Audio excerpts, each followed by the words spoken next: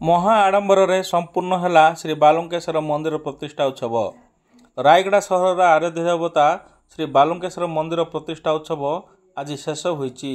गत 24 तारिख ठारू एही मंदिर प्रतिष्ठा उत्सव आरंभ होइतिला। आज रविवार 2 तारिख संध्या 7टा समय पूर्णाहुति देवापर आज मंदिर प्रतिष्ठा उत्सव संपूर्ण होइतिबा कमिटी सूचना देइचंती। आज दिन तमाम विभिन्न प्रकार रीतिनीति अनुसार पूजा अर्चना होइतिला। घृतयज्ञ, नामयज्ञ एवं अन्नयज्ञ मध्य अनुष्ठित होइतिला।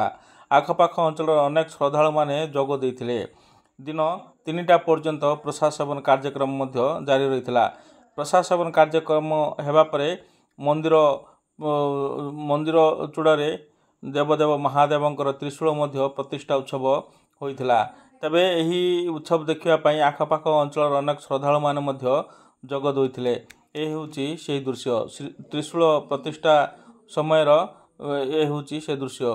तेबे संध्या 7टा समय घृतयज्ञर पूर्णाहुति होइतिला एवं मंदिर प्रतिष्ठा शेष होइतिबा कमिटी तरफरु कहा जायछि।